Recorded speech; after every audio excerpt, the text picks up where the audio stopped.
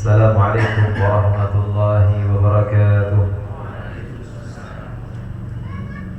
إن الحمد لله نحمده ونستعينه ونستغفره ونستهديه ونتوب إليه ونعوذ بالله من شرور أنفسنا وسيئات أعمالنا. من يهده الله فلا مضل له ومن يضلل فلا هادي له.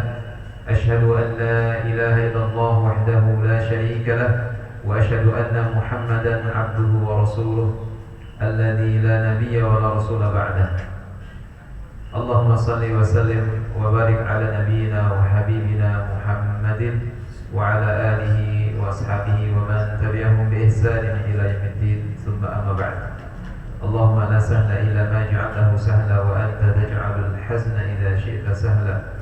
اللهم ارزقنا علما نافعا ورزقا طيبا وعملا متقبلا.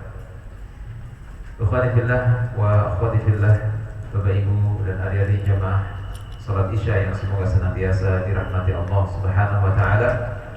Bersyukur kepada Allah alhamdulillah pada kesempatan malam hari ini Allah mudahkan kita untuk kembali berkumpul di masjid yang kita cintai ini, Masjid Al-Muhajirin. Mudah-mudahan Allah Subhanahu wa taala senantiasa memberikan tambahan ilmu yang bermanfaat kepada kita semuanya. Ikhwan dan akhwati fillah rahimani wa rahmatullah. Terkadang di dalam kita menuntut ilmu agama ada kemalasan, ada kebosanan. Maka itu sebenarnya adalah sesuatu yang wajar, manusiawi. Manusia kadang semangat, kadang turun semangat. Akan tetapi jemaah rahmati Allah taala, manakala kita sedang turun semangat, jangan sampai kemudian kita futur, ya, kemudian tidak mau lagi ta'lim.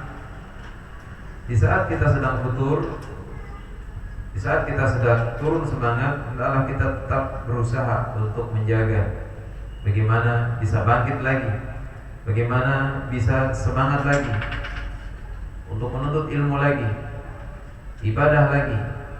Dan tentunya ada kiat-kiat yang harus dilakukan. Di antaranya yang disampaikan oleh para ulama di dalam kita membangkitkan semangat ketika turun semangat di dalam ibadah, dalam menuntut ilmu. Yang pertama adalah koreksi lagi niat kita. Koreksi lagi niat kita. Jangan-jangan niatnya sudah menyimpang, jangan-jangan niatnya sudah melenceng. Maka luruskan lagi niat kita di dalam kita menuntut ilmu, di dalam kita ibadah. Kita cari ridha Allah Subhanahu wa taala. Kita ingat ada pahala yang besar manakala kita mau bangkit ibadah, manakala kita mau bangkit menuntut ilmu, ada pahala besar dari Allah Subhanahu wa taala. Maka ketika kita mengikhlaskan niat kita karena Allah Subhanahu wa taala, maka kita akan mendapatkan pahala yang besar dari Allah Subhanahu wa taala. Karena itu jemaah mati Allah taala, ketika kita sedang malas ibadah, malas menuntut ilmu, koreksi lagi niat kita. Jangan-jangan ada sesuatu yang menyimpang di dalam hati kita. Karena itu kita paksakan, ya, untuk kembali kepada Allah Subhanahu wa taala, untuk kembali taat kepada Allah Subhanahu wa taala, karena mereka lah orang-orang yang Allah berikan nikmat sebagaimana yang Allah taala sebutkan di dalam An-Nisa ayat 69.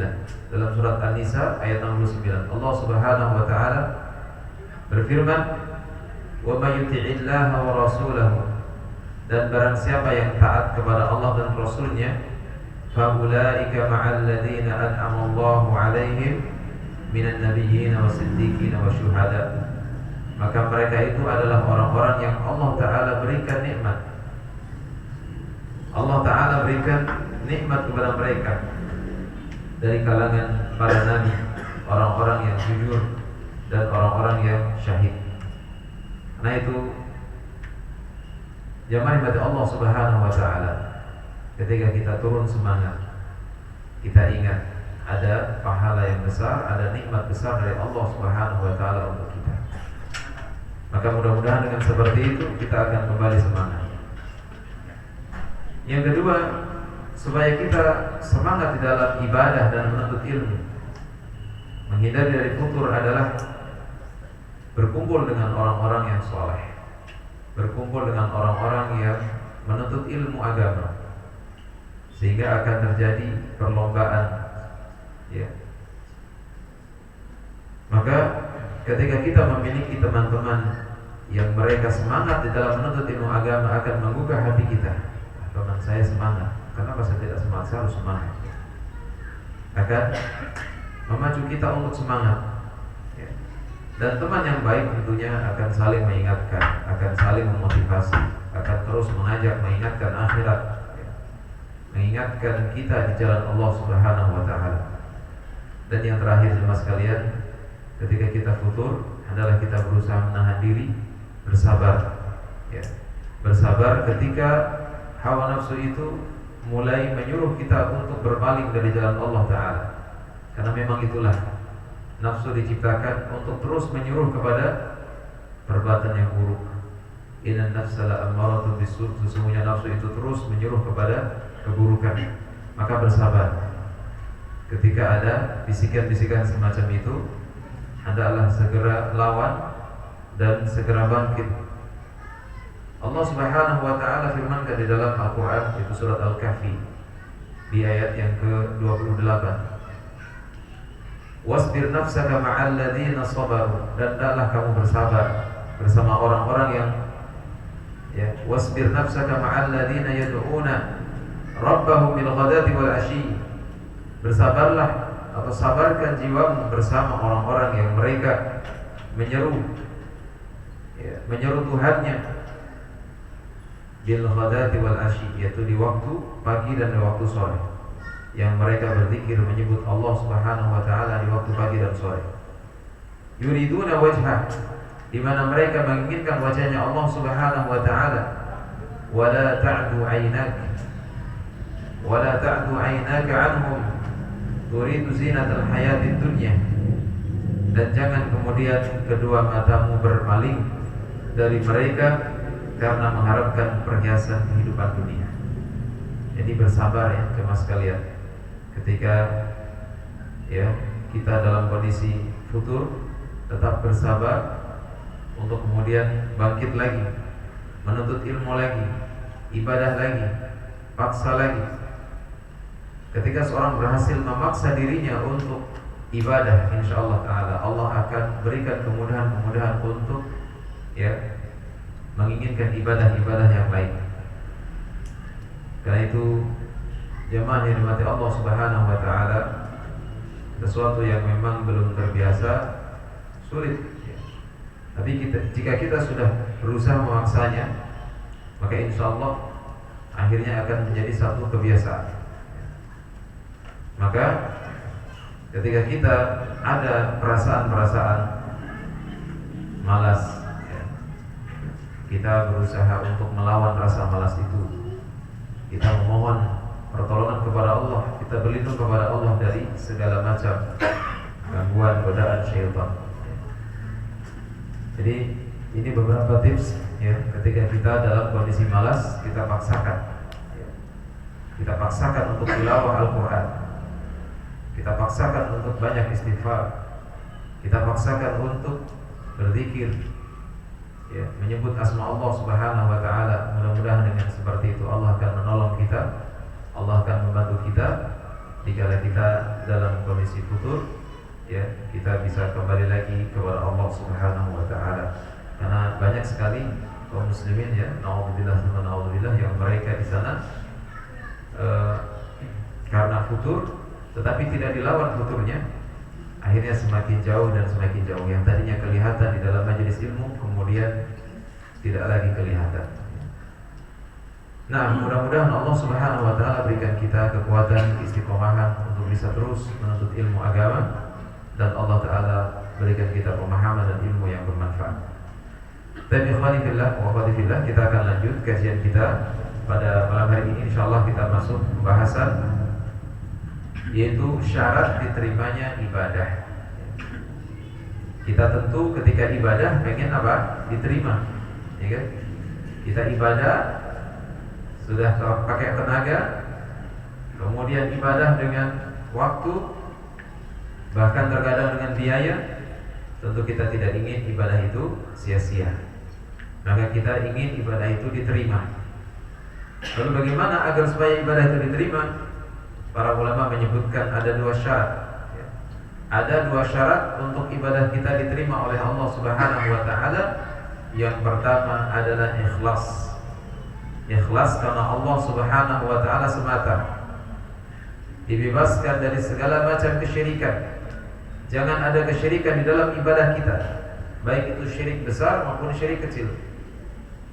Ya. Jadi ibadah hanya untuk Allah Subhanahu wa taala. Ibadah karena Allah Subhanahu wa taala, bukan karena yang lain-lain. Yang kedua adalah mutaba'atur Rasul, yaitu sesuai dengan tuntunan Rasulullah sallallahu alaihi wasallam. Dan ternyata jemaah sekalian, ini adalah kandungan dari dua kalimat syahadat. Syahadat yang pertama adalah asyhadu an la ilaha illallah. Artinya apa? Aku bersaksi bahwasanya tidak ada ilah yang berhak disembah kecuali Allah. Ya. Syahadat la ilaha illallah ini mengharuskan adanya kemurnian di dalam ibadah, ikhlas di dalam ibadah, hanya untuk Allah Subhanahu wa taala. Dibersihkan dari segala macam kesyirikan. Ya. Karena ketika kita mengakui, ya, bersaksi bahwasanya tidak ada ilah yang berhak disembah kecuali Allah, berarti tidak ada satupun yang berhak untuk diibadahi kecuali Allah Subhanahu wa taala. Yang kedua adalah mengikut Rasulullah sallallahu alaihi wasallam sesuai dengan tuntunan Rasulullah. Sesuai dengan tuntunan Rasulullah sallallahu alaihi wasallam, dan ini adalah konsekuensi daripada syahadat Rasulullah. Asyhadu wa asyhadu anna Muhammadar Rasulullah, dan aku bersaksi bahwasanya Muhammad adalah utusan Allah. Ketika kita bersaksi bahwasanya Nabi Muhammad adalah utusan Allah, maka kita harus taat kepada Rasulullah sallallahu alaihi wasallam. Ibadah kita mencontoh kepada Rasulullah sallallahu alaihi wasallam. Karena Rasulullah sallallahu alaihi wasallam, ya, adalah utusan Allah yang mengajarkan bagaimana tata cara ibadah. Di dalam Al-Quran disebutkan perintah-perintah ibadah, perintah sholat ada, perintah puasa ada. Tetapi bagaimana tata cara sholat diajarkan oleh Rasulullah sallallahu alaihi wasallam. Kepada siapa lagi kita belajar ibadah kalau bukan kepada Rasulullah? Ya. Maka konsekuensi daripada syahadat Muhammad Rasulullah adalah taat kepada Rasulullah SAW, mengikuti syariat beliau, beribadah sesuai dengan ajaran beliau Sallallahu Alaihi Wasallam. Kemudian tinggalkan segala perkara-perkara baru, sesuatu yang tidak ada tuntunan dari Nabi Sallallahu Alaihi Wasallam, perkara yang diadakan, perkara yang disebut dengan bid'ah, ya, sesuatu yang baru yang tidak ada ajaran dari Nabi Sallallahu Alaihi Wasallam. Karena itu di dalam surat Al-Baqarah, ya, dalam surat Al-Baqarah ayat 112, ayat 112 Allah Subhanahu wa taala berfirman, bala man aslama wajhahu lillahi wa huwa muhsinun falahu ajruhu 'inda rabbih wa la khaufun 'alaihim wa la hum yahzanun. Bala man aslama wajhahu, bahkan orang yang menyerahkan dirinya kepada Allah Subhanahu wa taala, aslam wajhahu lillah, menyerahkan dirinya kepada Allah Subhanahu wa taala, wa huwa muhsinun, dalam keadaan dia muhsin, dalam keadaan dia berbuat kebaikan, falahu ajruhu 'inda rabbih, maka baginya pahalanya di sisi Tuhannya, wala khaufun 'alaihim wala hum yahzanun, dan tidak ada ketakutan bagi mereka dan tidak pula mereka bersedih hati. Jemaah Allah Ta'ala, di dalam ayat ini ada kalimat bala man aslama wajhahu, bahkan orang yang menyerahkan dirinya kepada Allah. Menyerahkan dirinya kepada Allah berarti dia beribadah hanya kepada Allah, memurnikan ibadahnya untuk Allah Subhanahu wa taala.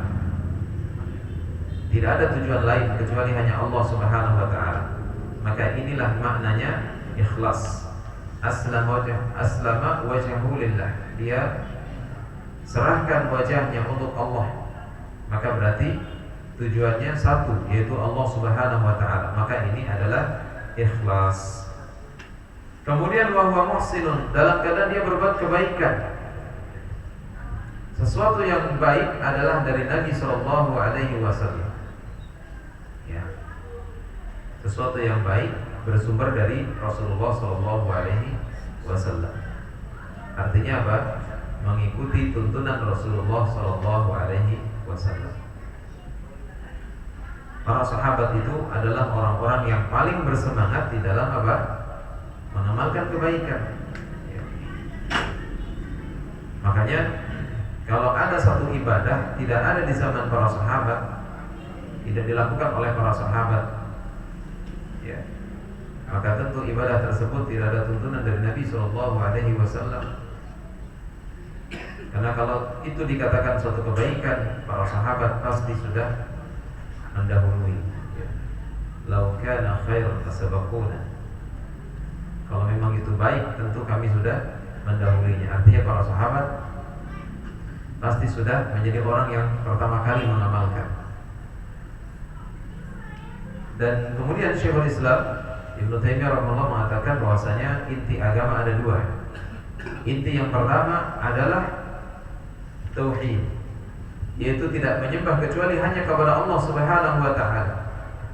Dan yang kedua adalah mutaba'atul Rasul, yaitu mengikuti Rasulullah sallallahu alaihi wasallam. Tidak beribadah kecuali dengan tuntunan Rasulullah SAW. Ya.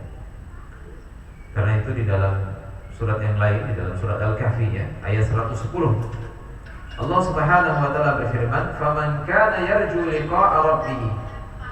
Barang siapa yang mengharapkan berjumpaan dengan Tuhannya, falya'mal 'amalan shalihan, maka hendaklah dia beramal saleh, wala yusyrik bi ibadati rabbih ahada, dan jangan kemudian dia melakukan kesyirikan ya, dengan sesuatu apapun di dalam peribadahan kepada Tuhannya.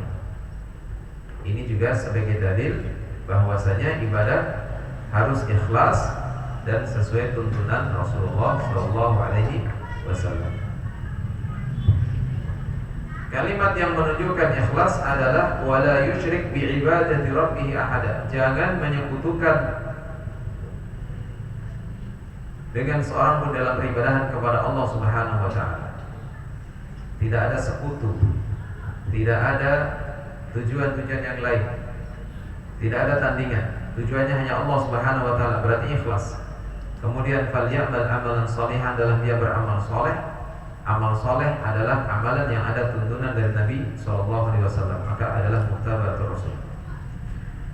Jadi dengan demikian jemaah sekalian, perwujudan dari dua kalimat syahadat la ilaha illallah dan Muhammad Rasulullah ini ada pada ayat ini. Ya, syahadat yang pertama, syahadat la ilaha illallah, tidak ada ilah yang berhak disembah kecuali Allah. Berarti menyembah hanya kepada Allah, beribadah hanya kepada Allah, bergantung hanya kepada Allah. Adapun syahadat Muhammad Rasulullah, Muhammad adalah utusan Allah, berarti apa? Kita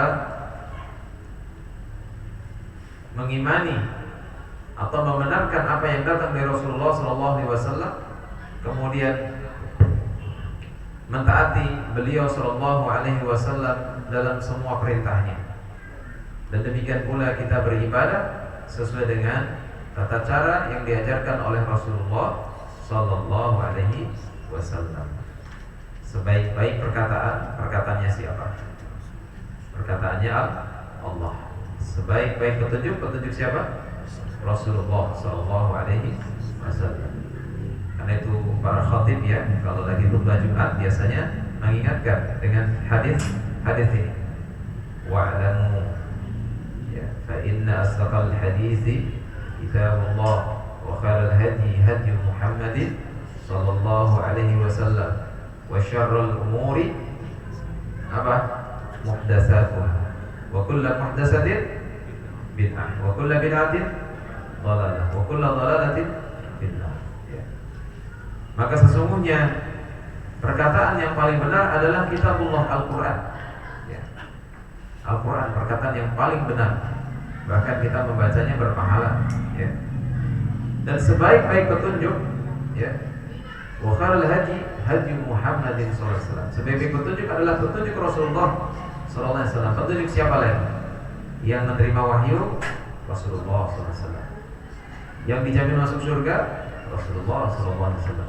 Yang diampuni dosanya yang lalu dan akan datang Rasulullah sallallahu alaihi wasallam. Yang mengajarkan Islam Rasulullah sallallahu alaihi wasallam. Maka sebaik-baik petunjuk adalah petunjuk Rasulullah sallallahu alaihi wasallam.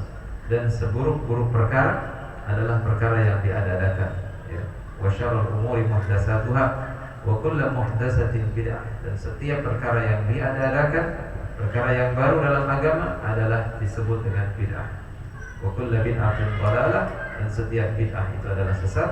Wa kullu dhalalatin finnar, dan semua kesesatan ada di dalam neraka. Nasallallahu taala as-salamata wal afiyah. Baik, kita masuk pada pembahasan berikutnya, yaitu pembahasan tentang tingkatan agama, ya. Tentang tingkatan agama. Agama ini bermakna ketaatan.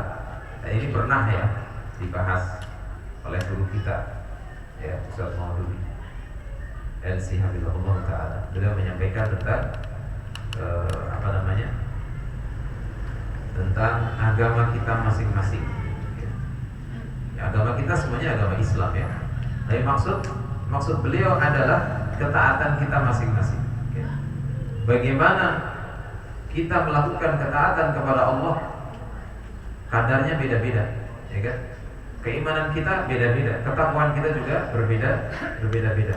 Itulah yang kemudian, ya, yang dimaksud oleh beliau bahwasanya kita akan mempertanggungjawabkan agama kita masing-masing. Maksudnya mempertanggungjawabkan amalan kita masing-masing, ketaatan kita masing-masing, ya. Nah, itu secara bahasa. Agama juga disebut dengan al-millah. Millah disebut millah, ya. Satu keyakinan, ya. Allah Subhanahu wa taala berfirman di dalam Al-Qur'an, di dalam surat Ali Imran, ya, ayat yang ke-19, "Innad dina 'indallahil Islam." Sesungguhnya agama di sisi Allah hanyalah agama Islam, ya. Agama di sisi Allah hanyalah agama Islam. Berarti agama-agama yang lain ditolak oleh Allah Subhanahu wa taala. Wa may yattahi ghairal islami dinan fala yuqbala minhu wa huwa fil akhirati minal khasirin. Dan barang siapa yang mencari agama selain daripada Islam, ya, maka Allah sekali-kali tidak akan menerima agama tersebut, dan dia di akhirat termasuk orang-orang yang merugi. Na'udzubillah. Tingkatan agama, jemaah sekalian, di sini disebutkan ada 3. Yang pertama adalah Islam, yang kedua iman, yang ketiga ihsan. Ini sebagaimana disebutkan dalam hadis yang panjang tentang hadis Jibril alaihissalam ketika malaikat Jibril alaihissalam menemui Nabi kita sallallahu alaihi wasallam dalam bentuk manusia. Dalam bentuk manusia yang sangat putih bajunya, sangat hitam rambutnya, ya, dan sangat tampan wajahnya, dan tidak ada bekas-bekas perjalanan. Tiba-tiba tanya, ya, bal Islam, kemudian wamal iman, wamal ihsan, ya, ditanya. Maka Islam di sini secara bahasa adalah masuk dalam kedamaian, atau Islam itu adalah menyerahkan diri, berserah diri, ya. Aslama amrahu ilallah. Ketika dikatakan aslama amrahu ilallah, dia serahkan urusannya kepada Allah Subhanahu wa taala. Jadi Islam adalah berserah diri. Orang yang sudah muslim berarti dia menyerah, terserah apa perintah Allah akan dia laksanakan. Jadi itu Islam, ya. Jadi secara bahasa adalah berserah diri. Adapun secara syariat, Islam adalah al-istislamu lillah bitauhid, ya, yaitu menyerahkan diri kepada Allah dengan bertauhid, dengan menjadikan Allah sebagai satu-satunya sembahan, ya. Kemudian tunduk patuh kepada Allah Subhanahu wa taala, taat kepada Allah Subhanahu wa taala, dan kemudian dia bebaskan dirinya dari segala macam kesyirikan dan para pelakunya. Jadi lengkap mana Islamnya. Islam ini di sana ada kandungan tauhidnya, ada ketaatannya. Kemudian di dalam Islam ini pula dia tinggalkan kesyirikan dan para pelakunya. Ini Islam. Sehingga kalau ada orang mengaku Islam tetapi masih melakukan kesyirikan, maka sesungguhnya dia belum muslim. Dia hanya pengakuan saja, hanya baru tertulis di KTP-nya Islam. Tapi kalau dia masih meminta-minta kepada selain Allah, kepada kuburan misalnya, kepada penghuni pohon misalnya, berarti dia belum Islam. Islam itu mentauhidkan Allah, meninggalkan segala kesyirikan, beribadah dengan tuntunan Rasulullah SAW. Inilah Islam. Yang kedua adalah iman. Iman maknanya adalah membenarkan, tasdid, membenarkan. Secara syariat adalah tasdiqun bil qalbi wa qaulun bil lisan wa amalun bil arkan. Itu membenarkan dengan hati atau meyakini dengan hati. Kita meyakini sesuatu tersebut, kemudian kita ucapkan. Dari keyakinan itu, keyakinan yang ada dalam hati kita ucapkan. Kemudian yang terakhir adalah diamalkan dengan anggota badan. Jadi iman ini bukan sekedar di lisan saja, tetapi harus ada apa? Pengamalan. Harus ada apa? Pengamalan. Jadi ada keyakinan, ada ucapan dan pengamalan. Ini iman. Nah, kalau baru sekedar diucapkan, belum ada amalan, berarti ada nifaq, ada kemunafikan. Karena orang yang beriman ini semuanya selaras, apa yang ada dalam hati dengan apa yang diucapkan, dengan apa yang dia perbuat, ini selaras. Ini iman. Kemudian yang terakhir adalah ihsan. Ihsan adalah berbuat baik atau berbuat kebaikan, melakukan sesuatu yang menyenangkan, berbuat ihsan, berbuat baik. Karena itu dalam Al-Quran dikatakan, wabil walidaini ihsana. Wa qada rabbuka alla ta'budu illa iyyah wabil walidaini ihsana. Dan Tuhanmu telah memaklumkan, mewasiatkan, memerintahkan agar supaya kalian menyembah hanya kepada Allah semata. Jangan bersekutu dengan Allah dengan suatu apapun. Wa qada rabbuka alla ta'budu illa iyyah wa bil walidaini ihsana. Dan berbuat ihsan, berbuat baik kepada kedua orang tua. Jadi ihsan adalah berbuat baik. Tapi maknanya di sini ada dua. Yang pertama adalah bisa bermakna berbuat baik kepada orang lain, dan ini ihsan. Seperti tadi berbakti kepada orang tua ihsan, atau suka menolong orang lain, membantu orang lain juga ihsan. Yang kedua adalah memperbaiki perbuatannya dengan menyempurnakannya, membaikinya. Ini ihsan. Dia sempurnakan. Sehingga ketika seorang sudah Islam, iman, dia sempurnakan lagi dengan ihsan. Dan secara syariat, ihsan ini sebagaimana sabda Nabi SAW ketika ditanya oleh malaikat Jibril, "Wa mal ihsan?" Al-ihsanu an ta'budallaha ka'annaka tarahu fa in lam takun tarahu fa innahu yaraka.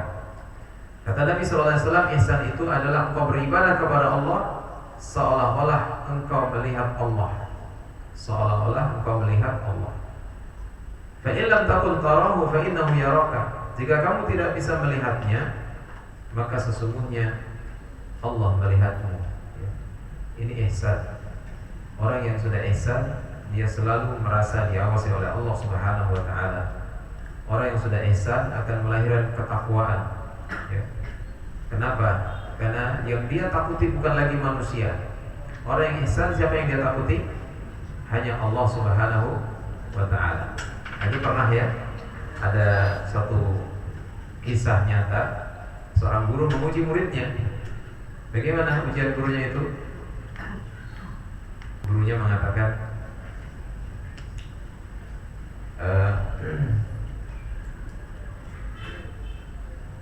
lakukan sesuatu yang tidak ada satupun orang melihatmu, ya. Kemudian semuanya bercerita, ya. Dia melakukan ini, dia melakukan itu, ya. Ketika ada seorang anak, kenapa kamu tidak mau melakukan, ya. Katanya, saya tidak mendapati tempat yang tidak bisa dilihat oleh Allah Subhanahu wa ta'ala. Karena Allah Subhanahu wa ta'ala melihat dimanapun saya berada.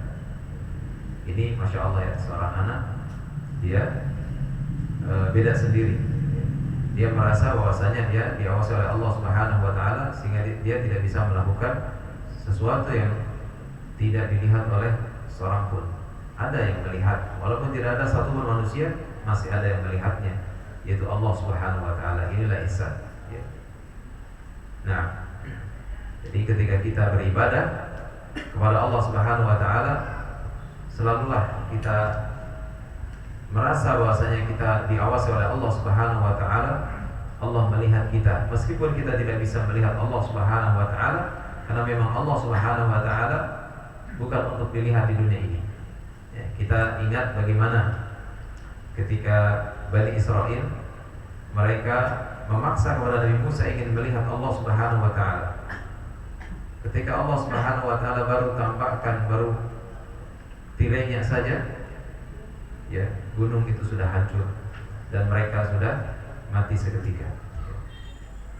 Nah, Allah Subhanahu wa ta'ala bukan untuk dilihat di dunia ini. Allah ta'ala dilihat nanti, ya.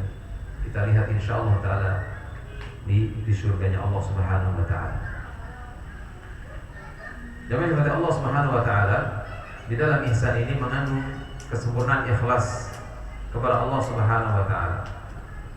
Sesuatu yang sangat dicintai oleh Allah Subhanahu wa ta'ala. Tadi disebutkan dalam surat Al-Baqarah, ya, ayat 112, bala man aslama wajhahu lillah wa huwa muhsin. Ya, bahkan barang siapa yang menyerahkan wajahnya, menyerahkan dirinya untuk Allah dalam keadaan dia muhsin, ya, berbuat ihsan, berbuat kebaikan, falahu ajruhu inda rabbih, maka baginya pahala di sisi Tuhannya, wala khaufun alaihim wala hum yahzanun, dan tidak ada ketakutan bagi mereka, tidak pula mereka bersedih hati, ya. Sehingga jemaah yang dimati Allah Ta'ala, agama Islam ini mencakup 3 hal. Ada Islam, ada iman, ada ihsan. Orang yang baru mengaku Islam belum tentu iman, ya. Namanya juga baru Islam, ya. Belum muncul keimanan. Seperti orang-orang yang baru masuk Islam, orang mu'alaf, itu imannya biasanya masih sangat lemah, ya. Masih bisa goyang, masih bisa kafir lagi, ya. Makanya ketika orang sudah baru masuk Islam, itu imannya dipupuk, ya, biar semakin besar, ya. Sehingga orang yang mengaku Islam belum tentu ada iman, ya. Orang yang mengaku iman belum tentu dia ihsan. Sehingga ihsan adalah tingkatan yang paling tinggi. Nah, dan inilah yang ditanyakan oleh malaikat Jibril alaihissalam kepada Nabi kita SAW di hadapan para sahabatnya, urutannya, ya. Malaikat Jibril menanyakan apa itu Islam, apa itu iman, apa itu ihsan, ya. Dan Nabi jelaskan semuanya satu persatu, ya, untuk kemudian supaya diketahui oleh para sahabat dan menjadi didikan bagi para sahabat radhiyallahu alaihim ajma'in. Dan bicara Islam dan iman, sebenarnya ini satu paket, ya. Artinya apa? Orang yang dia mengaku muslim, tentunya dia harus mengimani, ya. Orang yang mengaku muslim, dia menegakkan rukun Islamnya, ucapkan 2 kalimat syahadat, kemudian mendirikan sholat, kemudian berpuasa di bulan Ramadan, membayar zakat, kemudian apalagi berhaji, ya, jika mampu. Dia juga harus ada keimanan. Mengaku Islam berarti juga harus beriman kepada Allah Ta'ala, kepada para malaikatnya, kitab-kitabnya, rasul-rasulnya, hari kiamat, qada dan qadar yang baik maupun yang buruk, ya. Sehingga ini satu paket, ya. Islam dan iman ini tidak bisa dipisahkan. Ya. Nah, kemudian terkait mana Islam dan iman, Islam ini karena di dalam rukun Islam adalah amalan-amalan, ya, yaitu mengucapkan dua kalimat syahadat, kemudian sholat, zakat, puasa, haji, maka Islam lebih ditafsiri dengan amalan-amalan lahiriah.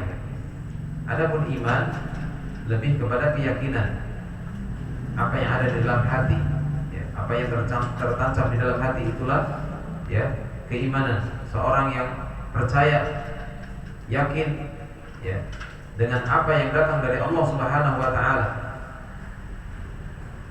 mengimani Allah taala, mengimani para malaikatnya, kitab-kitabnya, rasulnya, hari kiamat, qadar dan qadar, inilah iman, ya.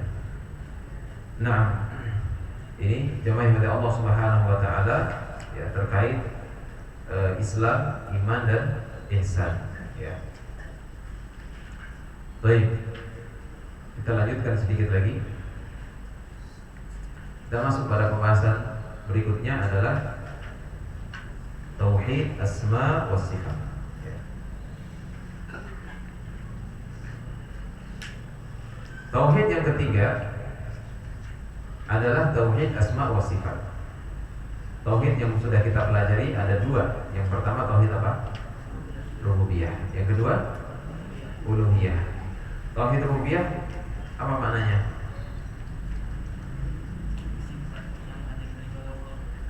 Tauhid rububiyah mengisahkan Allah dalam hal perbuatan Allah, ya. Ya, mengisahkan dalam hal perbuatan Allah Subhanahu wa taala, di mana hanya Allah yang mampu dan hanya Allah yang memiliki sifat rububiyah, sifat ketuhanan, yaitu menciptakan, ya, mengatur, menguasai, memberi rizki, menghidupkan, mematikan, ya. Ini perbuatan khusus Allah Subhanahu wa taala, di mana makhluknya tidak bisa melakukan ini. Makhluknya tidak bisa menciptakan, tidak bisa memberi rizki, tidak bisa menghidupkan, mematikan, ya, tidak bisa menguasai, tidak bisa mengatur, ya, karena alam raya ini diatur oleh Allah Subhanahu wa taala. Kemudian tauhid uluhiyah menjadikan Allah sebagai satu-satunya sembahan. Ketika seorang meyakini bahwasanya, ya, Allah yang menciptakannya, Allah yang mengatur segalanya, harusnya dia jadikan Allah sebagai satu-satunya sembahan. Bagi kita yang sudah tahu tauhid ini, mungkin, ya, pelajaran seperti ini sesuatu yang tidak asing, ya. Kita sudah mengerti, sudah paham, ya. Tetapi realitanya jemaah sekalian, di luar sana masih banyak orang yang, ya, masih melakukan kesyirikan. Ketika kita sudah paham Allah yang menciptakan, Allah yang memberi rezeki, Allah yang mengatur, lantas kalau kemudian Allah menjadikan satu-satunya sembahan dan kita menyembah hanya kepada Allah Ta'ala, tapi ternyata di luar sana masih banyak yang meminta kepada selain Allah Subhanahu wa Ta'ala. Ini menunjukkan bahwasanya masih banyak kaum muslimin yang belum paham, belum mengerti, ya. Karena itu, ya, betapa mahalnya, ya, nikmat hidayah ini.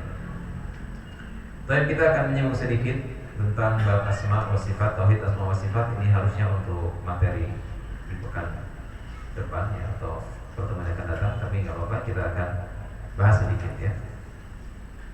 Tauhid asma wa sifat yaitu mengimani bahwasanya nama-nama dan sifat-sifat Allah Subhanahu wa taala, ya, itu hanyalah untuk Allah Subhanahu wa taala sesuai dengan apa yang ada dalam Quran dan Sunnah. Mengimaninya sesuai dengan apa yang ada dalam Quran dan Sunnah. Tidak boleh adanya takwil, ta'til, takyif dan tamsil, ya.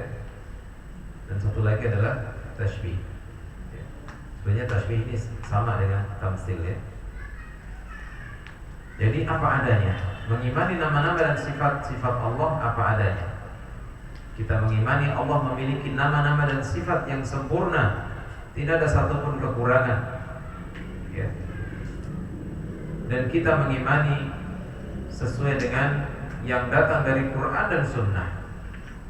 Kita imani saja. Tidak boleh adanya takwil. Tidak boleh adanya takwil, yaitu diubah maknanya. Seperti orang mengatakan tangan Allah diartikan kekuasaan Allah, ya. Tidak boleh diubah-ubah seperti itu, ya. Tidak boleh ditakwil-takwil. Tidak boleh taktil, meniadakan.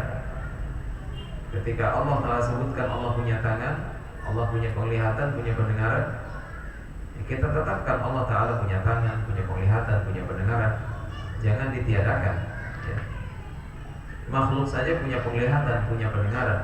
Masa Allah tidak mendengar, tidak melihat? Kan banyak ayat menyatakan wa huwas samiul basir. Dia Allah Maha mendengar lagi Maha melihat. Berarti Allah punya pendengaran, punya penglihatan, ya.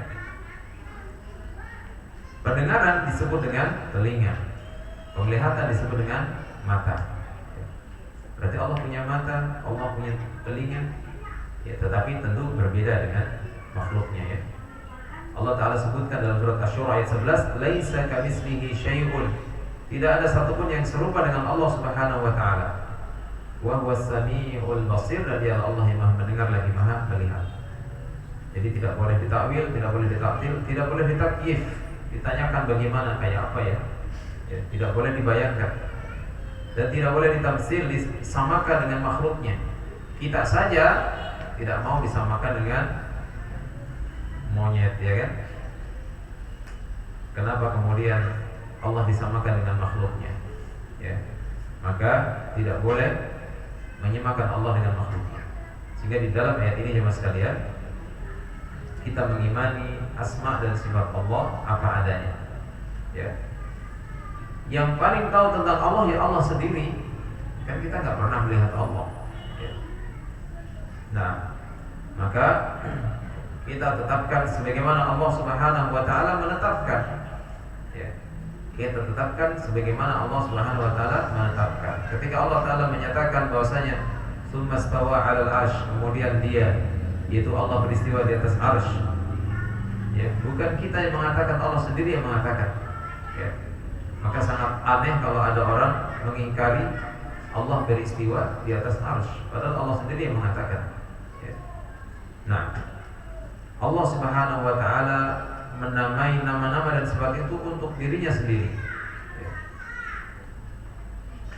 Dan Allah Taala sebutkan dalam Al-Qur'an, atau Allah Subhanahu wa taala memiliki nama-nama dan sifat itu karena disebutkan oleh Rasulnya Shallallahu alaihi wasallam. Sehingga di dalam bab asma wa sifat, ya, kita tinggal mengimani saja, ya. Tinggal mengimani saja. Al-imanu bihi wajibun. Mengimani nama-nama dan sifat Allah wajib. Dan kita mengimani nama-nama dan sifat Allah tidak terbatas.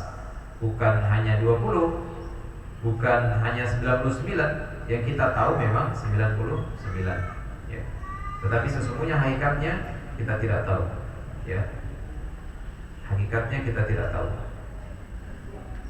Nah, jadi seperti itu, tidak dibatasi, ya. Dan kita tidak boleh menanyakan bagaimananya, ya. Karena seperti apa bagaimananya sesuatu yang majhul bagi kita, sesuatu yang tidak kita ketahui, ya. Nah, di luar pikiran kita, ya. Karena kayak contoh masalah penglihatan, Allah punya penglihatan yang tembus segala dimensi, ya. Mau makhluk yang ada di dalam lautan, di dalam tanah, Allah tahu semuanya, ya. Kemudian menanyakan tentang Allah, ini adalah perkara bid'ah, wasu'alu anhu bid'ah. Maka kita tidak boleh menanyakan tentang Allah. Perbuatan Allah juga tidak boleh ditanyakan. Fa'alu lima yurid. Allah berbuat terserah sesuai dengan kehendak Allah Subhanahu wa ta'ala, terserah Allah, ya. Maka sesungguhnya kita yang akan ditanya, bukan kita menanyakan Allah, tapi kita sendiri yang akan ditanya oleh Allah Subhanahu wa ta'ala. Nah, sehingga yang tahu tentang Allah ya Allah sendiri. Kemudian yang tahu tentang Allah setelah Allah adalah Rasulnya Sallallahu Alaihi Wasallam. Jadi kalau ada yang mengingkari nama-nama dan sifat-sifat Allah atau ya membatasinya, ini adalah sesuatu kekeliruan, penyimpangan. Atau ada orang yang kemudian menakwilkannya dari mana yang benar, dia takwilkan, ya, dia ubah menjadi mana-mana yang lain. Ini juga suatu penyimpangan. Atau seorang yang ya menyamakan, apalagi kalau menyamakan ya. Nah, maka orang-orang yang semacam ini mereka bicara tanpa ilmu dan berdusta atas nama Allah dan Rasulnya Sallallahu Alaihi Wasallam. Ya. Maka apa yang datang tentang nama-nama dan sifat Allah kita imani saja, jangan sampai menolaknya. Ya. Karena sebagian orang bahkan tokoh yang sudah ditokohkan dan diustadkan itu menolak sebagian daripada asma dan sifat Allah. Ya. Di antaranya mereka ada yang menolak tentang istiwanya Allah Subhanahu wa taala. Mereka mengatakan Allah mawjudun bila makan. Allah ada tanpa tempat. Ini keliru, ya. Allah sendiri yang menyatakan sumastawa 'alal 'arsy, kemudian Allah istiwa di atas 'arsy. Maka kita yakin dan kita imani itu, ya. Dan Allah Maha tinggi, ya. Dan kita berdoa pun seperti ini kan, minta kepada yang di atas, ya kan? Minta kepada yang di atas. Kita doa bukan seperti ini, tapi seperti ini, ya. Dan banyak orang ketika berdakwah, ketika khutbah, ketika menyampaikan ayat, ya, tanpa dia sadari dia menunjuk tangannya ke atas Allah, seperti itu kan? Bukan Allah ke sana, ya, atau Allah ke sini, enggak, tapi Allah ke atas, menunjukkan Allah di atas, ya. Dan ketika kita sujud pun demikian, subhana rabbiyal a'la, maha suci Allah yang maha tinggi, ya. Nah, sehingga di dalam bab asma wa sifat kita imani apa adanya sesuai dengan yang datang dari Allah dan Rasulnya Sallallahu Alaihi Wasallam. Kalau sampai mengurangi, mengubah, menanyakan bagaimananya, apalagi menyamakan dengan makhluknya, maka ini kedustaan atas nama Allah Subhanahu wa taala, dan ini kezaliman yang paling besar, ya. Dalam surat Al-Kahfi ayat 15 Allah Ta'ala firmankan, "Faman adlamu mimman iftara 'ala Allahi kadziba." Siapakah yang lebih zalim daripada orang-orang yang mereka mengada-adakan kedustaan terhadap Allah Subhanahu wa taala. Nah, kemudian satu lagi, bagaimana manhaj para salaf di dalam bab asma wa sifat? Para salaf, siapa para salaf? Ada yang tahu? Jadi kita menyebutkan salaf, para salaf, siapa para salaf? Pertama adalah sahabat, kedua tabi'in, tiga tabi'ut tabi'in. Sahabat adalah murid-muridnya Rasulullah yang ketemu langsung dengan Rasulullah dalam keadaan beriman dan mati dalam keadaan iman dan berjuang bersama Rasulullah SAW. Ini sahabat, ya. Karena banyak orang yang ketemu dengan Rasul ternyata menjadi musuh Rasul, ya kan? Orang asing. Maka para sahabat adalah murid-muridnya Rasulullah SAW yang mereka beriman kepada beliau, kemudian mati dalam keadaan iman dan berjuang bersama beliau. Kemudian muridnya para sahabat tabi'in yang mengikut sahabat, tidak ketemu dengan Rasul tapi jumpa dengan sahabat tabi'in, para pengikutnya sahabat. Kemudian tabi'ut tabi'in yang mengikut para pengikut, yaitu mereka yang sempat ketemu dengan tabi'in dan tidak sempat ketemu dengan para sahabat, ya. Nah, dan ini disebutkan oleh Nabi sallallahu alaihi wasallam, khairun nas qarni, sebaik-baik manusia adalah di zamanku, yaitu zaman para sahabat. Tsummal ladzina yalunahum, kemudian zaman setelahnya yaitu tabi'in. Tsummal ladzina yalunahum, kemudian zaman setelahnya yaitu tabi'ut tabi'in, ya. Para salaf di dalam, ya, mengimani asma wa sifat, mereka tetapkan, ya, apa adanya. Dari dalil yang ada ditetapkan apa adanya, ya. Datang dari Quran seperti itu, ya udah diimani. Datang dari hadis seperti itu diimani, tanpa adanya tahrif, ya. tanpa adanya tahrif itu tidak ada pengubahan, tanpa adanya ta'til meniadakan, tanpa adanya takyif menanyakan bagaimananya, tanpa ada tamsil menyerupakan, ya.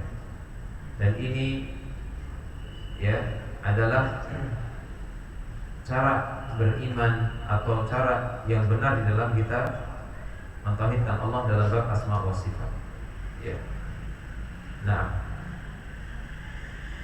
Imam Ahmad mengatakan Allah tidak disifati dengan sesuatu yang lebih banyak dari apa yang Allah sifatkan untuk dirinya. Ini menunjukkan bahwasanya nama-nama dan sifat Allah tidak terbatas. Ya. Allah sifati dirinya, terserah Allah. Ya. Beliau mengatakan ini adalah sifat-sifat Allah yang Dia sifatkan bagi dirinya dan kita tidak menolaknya. Nah, karena itu ya, kita di dalam bab ini ya, harus berhati-hati sekali ya. Jangan sampai kita terjatuh dalam kesalahan. Karena kalau terjatuh dalam kesalahan ini bisa fatal ya. Ini termasuk perkara usul ya, perkara pokok. Tidak boleh kita ada perbedaan dalam hal perkara pokok. Sebagian orang mengatakan itu sudah biasa dari dulu ada khilaf, perbedaan pendapat para ulama tentang bab asma wa sifat. Tidak ya. Asma wa sifat ini bagian daripada ya keimanan tauhid kita kepada Allah Subhanahu wa taala. Kenapa? Karena hanya Allah yang memiliki nama-nama tersebut dan sifat-sifat tersebut. Ya. Nah, karena itu kemudian di dalam asar ini disebutkan banyak asar di sini. Ya. Di antaranya adalah Ali bin Al-Madini mengatakan tidak ditanyakan mengapa dan kenapa, tetapi yang ada adalah pembenaran. Itu membenarkan apa yang datang dari Quran Sunnah, kita benarkan, kita yakini, kita imani. Ya.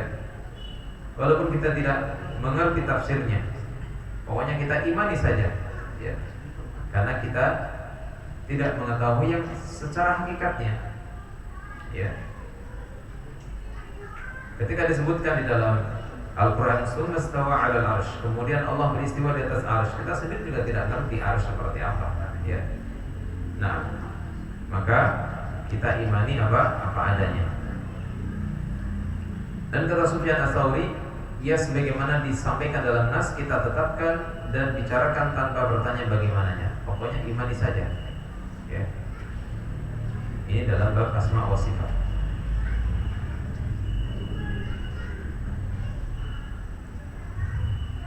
Ini banyak sekali ya asar-asar dari para salaf tentang bab ini. Saya hanya bacakan sebagiannya. Di antaranya adalah Hamad bin Salam mengatakan, siapa yang kau lihat mengingkari hadis-hadis tentang sifat-sifat Allah, maka curigai agamanya. Ini menunjukkan tidak boleh kita main-main dalam hal asma wa sifat. Ya. Kalau kita sampai mengingkari hadis-hadis tentang sifat-sifat Allah Ta'ala, ya, ini ada sesuatu yang tidak beres. Ya. Kalau ada orang seperti ini, na'udzubillah. Nah, karena itu walaupun seorang digelari doktor, ya, profesor, kalau dalam bab asma wa sifat tidak beres, ya, maka sesungguhnya kebenaran itu bukan diukur dengan doktor dan profesor. Ya. Nah, kebenaran itu diukur dari apa yang datang dari Allah dan Rasulnya Shallallahu Alaihi Wasallam, dari apa yang dipahami oleh para sahabat. Ya. Walaupun doktor, profesor, tapi kalau menyelisihi dalil yang sahih, menyelisihi dari Allah dan Rasulnya, menyelisihi para sahabatnya, ya, maka tidak terpakai itu profesor doktornya. Ya. Karena itu siapapun juga bisa ya bergelar seperti itu. Nah, Yazid bin Harun mengatakan, siapa yang mendustakan hadis-hadis tentang sifat-sifat Allah, maka dia berlepas diri dari Allah dan Allah berlepas diri darinya. Masya Allah. Ya. Karena itu ini bahaya sekali. Ya. Jangan sampai kita mendustakan tentang sifat-sifat Allah Subhanahu wa Ta'ala. Apa yang disebut dalam hadis tentang sifat-sifat Allah Ta'ala, kita yakini, kita imani. Nah,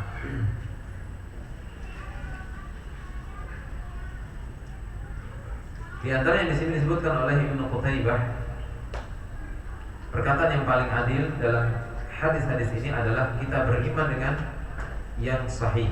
Kita yakin dengan penglihatan ya Allah Subhanahu wa taala.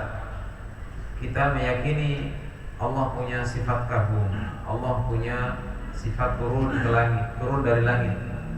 Ya. Kemudian naik ke arsy. Ya. Allah memiliki kedua tangan dan seterusnya. Nah, dan ya kita tidak tahu bagaimana ya hakikatnya, hanya Allah Subhanahu wa taala yang tahu. Dan Ibnu Taimiyah mengatakan ya bahwasanya ucapan yang menyeluruh dalam semua bab ini adalah hendaknya Allah itu disifati dengan apa yang Allah sifatkan untuk dirinya, atau yang disifatkan oleh Rasulnya, atau dengan apa yang disifatkan oleh as-sabiqun al-awwalun, yaitu orang-orang yang pertama kali masuk Islam. Ya. Nah, jadi mencukupkan diri dengan apa yang datang dari Quran, dari Sunnah, dari para sahabat sudah. Ya, kita tidak boleh ada pengingkaran dengan asma dan sifat tersebut. Ya. Tidak boleh ada pengubahan, ya, ditakwil-takwil. Ya, ini tidak boleh. Ya. Ketika Allah Subhanahu wa taala memiliki kedua mata, ya, kedua tangan, ya, kita imani itu. Nah, wallahu taala a'lam. Ya. Jadi intinya adalah dalam bab asma wa sifat kita kembalikan lagi kepada Allah Subhanahu wa taala, karena Allah yang tahu tentang dirinya sendiri dan Allah yang berbicara tentang dirinya sendiri. Ya. Maka tidak layak kita membicarakan tentang Allah sesuatu yang tidak kita ketahui. Ya. Kita bicara tentang Allah apa yang kita ketahui dari Quran dan hadis Nabi sallallahu alaihi wasallam. Ya. Dan tidak boleh adanya tahrif, ta'til, takyid dan tamtsil. Ya. Apa itu tahrif tadi? Tahrif adalah apa tahrif? Tahrif mengubah. Ta'til meniadakan. Ya. Takyif menanyakan bagaimananya. Tamtsil menyerupakan. Tidak boleh Allah diserupakan dengan makhluknya. Ya, tamtsil. Tidak boleh takyif menanyakan bagaimananya. Bagaimana ya kalau Allah turun ke langit dunia? Ya, tidak perlu. Ya. Ta'til meniadakan. Mana mungkin Allah punya tangan? Masa Allah punya tangan? Berarti kayak manusia dong. Bermula dari ta'til akhirnya ke tamtsil. Ya. Nah, atau dari tamtsil ke ta'til. Tidak boleh ditaktil, ya, tidak boleh ditiadakan. Allah yang menetapkan bahwasanya Allah punya tangan, ya kita imani Allah punya tangan. Ya. Tahrif mengubah, tidak boleh kita ubah. Ya. Allah punya tangan diubah menjadi, ya, tangan Allah diubah menjadi maknanya kekuasaan Allah misalnya. Ya. Nah, ini akidah Ahlussunnah wal Jamaah dalam bab asma wa sifat, mengimani asma wa sifat sesuai dengan apa yang ada dalam Quran dan Sunnah, tanpa ada tahrif, tanpa ada ta'til, tanpa ada takyif dan tamtsil. Baik, ini bisa kami sampaikan ya pada kesempatan kali ini. Wallahu ta'ala a'lam bishawab. Mudah-mudahan